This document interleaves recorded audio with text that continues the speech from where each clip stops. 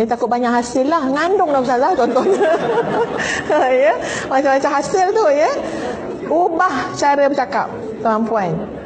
Ustazah buat contoh kan, macam mana kita yang pandai-pandai tajwid ni kan, pandai-pandai tajwid ni, dia tak boleh bercakap dengan suami, kurang boleh lah. Saya rasa tak berapa sesuai. Bercakap dengan suami, dia ambil macam kalau lagu tu dia ambil yang catchy-catchy tau, yang jenis rentak apa, rap ke R&B ke, dia tak, yang tu tak best kalau bercakap. Dia kena bercakap dengan suami ni, dia kena guna banyak mat arid lis sukun. Harakat-harakat ujung tu. Bukan susah sangat kan? Bukan susah sangat kan? Hanya itu je. Daripada yang dah makan belum? Itu tak ada mat tu. Dah makan belum? Jadi apa? Dah makan belum? Ada mat dua harakat. Setuju tak suami-suami? Setuju ya? Tapi isteri tak datang, rugilah ya.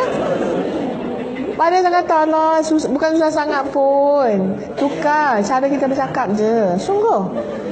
Dah makan belum? Ujung tu panjangkan sikit. 2. Jangan panjang sangat. Kalau sampai 8 harakat, itu geram namanya kan ya. Dah makan ke belum kan ya. Itu je. Lepas tu Nabi ajar tuan-puan kenapa sampai Adas masuk Islam tuan-puan. Masa Nabi lepas pada kena marah kena halau kat Taif. Nabi duduk dalam keadaan ya Allah, Puan Zaid bin Harisah ni lap-lap lah darah-darah Nabi Nabi berhenti dekat kebun anggur, Nabi bertemu dengan seorang laki-laki. Tengok perbualan Nabi dengan laki-laki tu, benar-benar cantik komunikasi Nabi. Nabi tanya, nama tuan siapa? Namanya Adas. Lepas tu bila Nabi dah tahu nama dia, Nabi sentiasa bercakap dengan menyebut nama tu. Min aina ji'ta ya Adas. Kamu daripada mana Adas? Ada je ada Adas tu. Saudara kamu ke tu Adas? Adas tu ada, sebut nama tu. Itu komunikasi tuan-puan. Kita kadang-kadang bercakap dengan orang tak tahu dia cakap dengan siapa dia tak kat mana file tu. Kita pun ada orang lain ke belakang-belakang. Orang bernama tuan-puan, ada nama dan boleh gelaran. Puan ke, cik ke, makcik ke, pakcik ke. Apatah lagi kalau suami isteri. Dah makan belum? Jadi tak ada yang Adas tadi tu. Jangan pula dah makan belum Adas kan, suami kata apa pula Adas. Ini saya bagi contoh. Kan kita ada panggilan pada suami masing-masing. Abang ke apa, panggil abang-abang, 2 kali abang. Dah makan ke belum abang, 3 kali abang. Abang nak makan tak abang, 4 kali abang. Makin banyak diulang-ulang abang-abang tu, semakin ada jiwa kita punya komunikasi. Bukan susah tuan-puan, bukan susah, senang je. Dan ini diamalkan di kedai-kedai Thailand, restoran Thailand. Abe-abe. Kan? Orang semua kedai kopi dia tahulah. Kalau kedai kopi tu nak minum apa, tak datang dah orang besok pagi tu. Sungguh. Tapi tengok, cik-cik nak makan apa cik? Ada cik-cik dia tu. Dia abang-abang nak makan apa kat abang. Dia mari dia sukun. Sebab tu orang tak berhenti-berhenti pergi restoran dia. Kita isteri tak pandai bisnes macam tu. Tak pandai marketkan diri macam tu. Kita tak tahu kaedah marketing. Kita sebagai isteri, komunikasi kena dibaiki. Apatah lagi kalau ada unsur qaulan layyina, kata-kata biar lembut. Seganah mana pun, sejahat, sekerah mana pun hati seorang suami, ustazah boleh yakin tuan-puan cair juga dengan isteri yang lembut. Malah ustazah dengar seorang kiai namanya Abdullah Jimnastiar. Ustazah dengar sendiri dia cakap. Dia kata tidak akan pernah menang depan suami kita mencuba approach kekerasan. Takkan pernah menang walaupun kita di pihak yang benar. Tetapi dengan kelembutan, dengan tadilah kasih sayang macam tu, insya-Allah sekuat mana, seego mana, sesombong mana pun, insya-Allah sampai masa yang lebur juga, cair juga. Dengan kelembutan tadi. Subhanallah. Jadi jangan menyampingkan, jangan menafikan faktor qaulan layyina. Yang ketiga apa dia? Qaulan maisura. Qaulan maisura ni berkata yang mudah-mudah, mempermudahkan. Datang daripada hati tuan-puan, daripada attitude. Kalau sikap kita suka nak bagi orang stres, sikap kita suka nak jadikan benda tu susah, maka akan susah. Ustazah lupa matan hadis yang bermaksud Allah sangat mencintai, ya. Allah sangat mencintai, ataupun lebih kurang maksud kita ambil mafhum hadis tu, Allah sangat mencintai atau dijamin syurga orang-orang yang seperti ini. Layyinun hayyinun, yang lembut, yang hayyin. Hayyin maksud dia suka memudahkan, tak suka menyusahkan. Daripada perkataan qaulan maisura, biar kita kalau bercakap bagi motivasi, bagi semangat, bagi harapan. Orang tengah stres, kita bercakap, jumpa dia, jadi hilang stres dia. Orang tengah kesempitan, kita datang bercakap ke, ataupun kita punya perlakuan jadi lapang orang lain. Biar macam tu, qaulan maisura. Pernah tak tuan-puan bertemu dengan orang-orang yang kalau dia masuk mesyuarat tu jadi rumit. Tapi kalau dia tak ada, tak berapa rumit sangat. Tapi tengok kes juga lah, ya. Takut semuanya tak ambil berat soal kerja pun jadi tak rumit juga kan, ya. Tapi ini masuk ustazah macam ni, bendanya tak seberapa. Tolong jangan jadi orang yang suka merumitkan keadaan. Sebab tu kadang-kadang kita educate orang, kita tanya, okey sekarang kita kembali pada semula, masalahnya apa? Macam tu je lah, daripada bobel sampai kita kata sebenarnya masalahnya apa. Lebih baik cakap, bagi satu ayat penyata, masalah kita sekarang apa? Okey, ni masalah kita. Boleh tak kita cari punca? Kan masalah ni kena cari punca. Dapat tak kita kenal pasti punca? Sekarang jelas cari punca. Okey, ada tak nampak solusi? Bagi cadangan. Okey, yang ni bagi solusi. Jangan tak bagi solusi.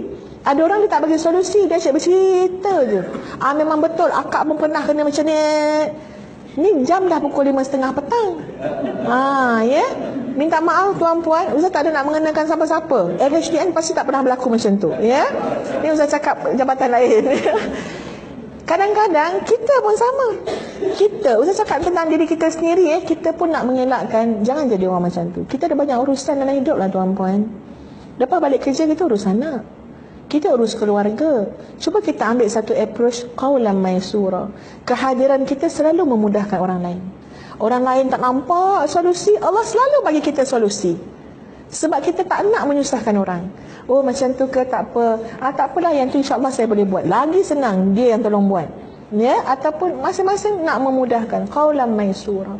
Ayat-ayat motivasi, ayat-ayat harapan termasuk dalam qaulan maisura. Contoh macam kita kata macam ni, tak apa, insya-Allah boleh buat. Insya-Allah boleh. Ada Allah kan? Kan senang ayat tu. Daripada kita duduk menung sampai pukul 6.30 petang, susah. Sampai 6.30 kata benda tu susah.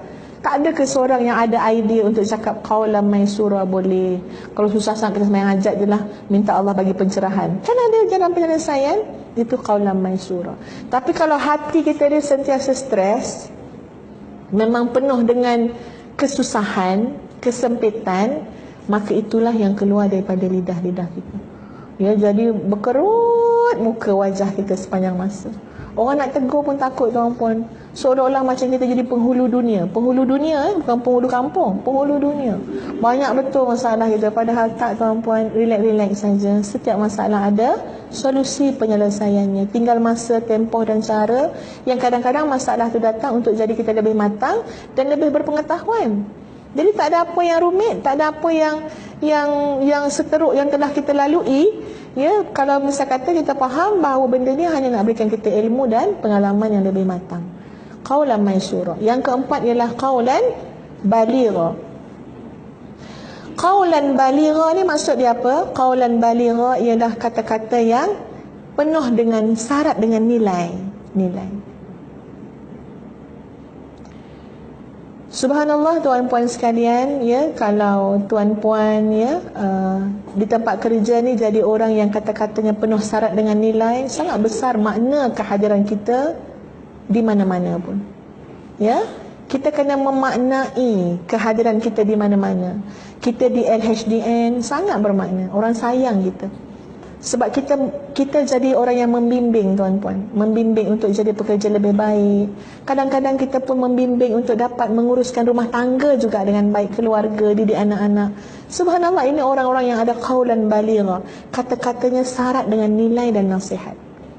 Ya, dan saya jumpa ramai orang macam tu tuan-puan, yang ketiadaannya orang terasa, ya, tak ada orang terasanya.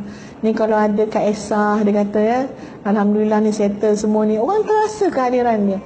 Awasi tuan-puan, jangan jadi seperti yang Nabi cakap, orang yang paling jahat ialah orang yang kehadirannya ditakuti oleh semua yang lain kerana kejahatan yang menular. Ya, jadi buah-buah nak jadi macam tu kadang-kadang ada. Contoh kalau misal kata kita tak ada, semua orang suka. Ya, kafe penuh hari tu, semua orang sedara makan. Kenapa? Sebab dia outstation ataupun dia cuti, cucu dia bersalin kat UK. Ya Allah. Tahu tak dia cuti berapa hari? Katanya seminggu. Apa tak setahun je, kata orang ya. Jadi kalau kena yang ini ni, kena muhasabah diri kenapa orang suka aku cuti setahun ni kan ya.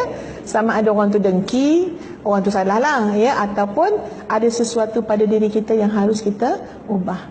Tapi kalau orang itu ada kriteria qaulan baligha, ada hikmah dalam berkata-kata, hikmah dalam membimbing, memimpin, insya-Allah ya, ini membawa satu kebaikan yang sangat besar di mana-mana kita berada. Apapun tuan-puan sekalian ya, kita dah sampai ke akhirnya. Ustazah berharap dia dengan mengubah hati, pembersihan yang boleh kita lakukan dengan menuntut ilmu ya, dengan istighfar, taubat, amal soleh, yakin dengan Allah, jiwa tauhid, banyaklah. Ustaz pun tak dapat nak ulas dah semua tu. Cuma Ustaz nak berikan cetusan saja ya, betapa pentingnya kita melihat, berusaha untuk tazkiyatun nafsi, untuk membersihkan hati, sebab impaknya sangat besar kepada organisasi, kepada kehidupan keluarga, masyarakat dan sebagainya. Ya, jadi tuan-tuan dan puan-puan sekalian, mudah-mudahan dengan membersihkan hati ini ya, semua kerja buat kita lebih baik sehingga membentuk satu budaya. Ya, Ustazah fikir jariah besar sangat kalau kita boleh mengubah budaya di tempat kerja. Besok kita semua mungkin akan mati, akan bersara, tapi budaya tu kita tinggalkan. Ya, budaya jujur, budaya apa lagi ya, toleransi, budaya menghormati, budaya menghargai. Subhanallah, kalau kita boleh terapkan ini ya, ini adalah satu jariah yang sangat besar. Kita dalam kubur menikmati hasil ya jariah kerana kita menerapkan ilmu yang baik sehingga menjadi satu budaya yang boleh diikuti oleh orang lain.